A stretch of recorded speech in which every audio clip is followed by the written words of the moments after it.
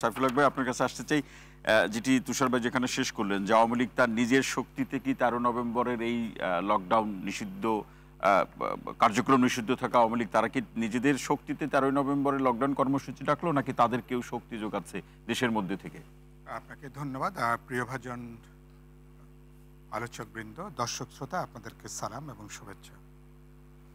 আওয়ামী লীগ তো না থেকেও আছে, মানে আওয়ামী লীগের প্রথমত তারা যে ইনডিরেক্টলি আমাদের চলমান রাজনীতির উপরে তারা যেটা নানাভাবে প্রভাব তৈরি করবার চেষ্টা করছে, সেটা এই যে আজকে যেভাবে আপনি আলোচ্য বিষয়টা ঠিক করলেন, তাতে বোঝা যাচ্ছে যে আওয়ামী লীগের ভূত আমরা যে অনেকেই ঘাড়ে নিয়ে হাঁটছি সেটা মোটামুটি বোঝা যাচ্ছে। 15 মাসও আমরা যে ভূত আমাদেরকে তাড়া করে ফিরছে, সেই ভূতের ভয় থেকে আমরা কিন্তু এখনো বেরোতে পারিনি। আর এই আপনি যেসব ঘটনাগুলো বললেন, এটার জন্য খুব সংগঠিত কোনো শক্তি দরকার নেই।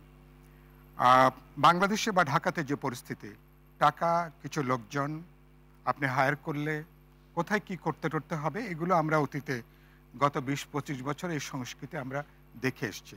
এটা গেল এক।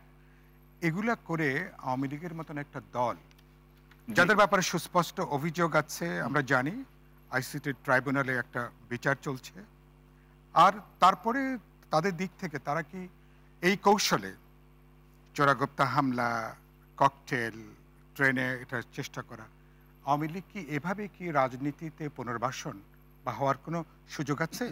বাস্তবে নাই। কারণ আমরা গত 15 মাসেও আওয়ামী লীগের কোনো দায়িত্বশীল জায়গা থেকে এই যে আমাদের মুক্তিযুদ্ধের পরে সবচেয়ে বড় হত্যাকাণ্ড, তার যে ক্ষমা প্রার্থনা, তার যে একটা কি বলুন অনুশোচনা অথবা দায়িত্ব নেওয়া, আমরা ন্যূনতম কিছু দেখিনি। এই পরিস্থিতির সুযোগটা গ্রহণ করছে কেন? একটা বড় কারণ হচ্ছে সরকার একদিকে দুর্বল এবং অকার্যকর। কোনো মানুষ যখন মনে করে সরকার দুর্বল এবং অকার্যকর, তখন এই ধরনের একটা আতঙ্কের জায়গাটা তৈরি হয়। তারপরে হচ্ছে লাস্ট যে কথাটা বলি, অভ্যুত্থান অংশীজন যারা আমরা এখানে আজকে বসে আছি, আমাদের বাইরে যারা আছেন, আমাদের নানা প্রশ্নে বিতর্ক থাকবে, ভিন্নমত থাকবে, কিন্তু এই বিতর্ক ভিন্নমত যখন একটা রাজপথ দখলের এক ধরনের প্রতিযোগিতা যখন পরিণত হয়, যখন আমি সহিংসতা যখন আমি পরোক্ষভাবে ডেকে আনি, যখন আমার মধ্যে বিভাজন দেখে, অনৈক্য দেখে, হিংসা দেখে, তখন কিন্তু এই সুযোগটা অনেকে গ্রহণ করতে চায়। সেই সুযোগটা কিন্তু আমরা দেখছি। এটা সমাধান না।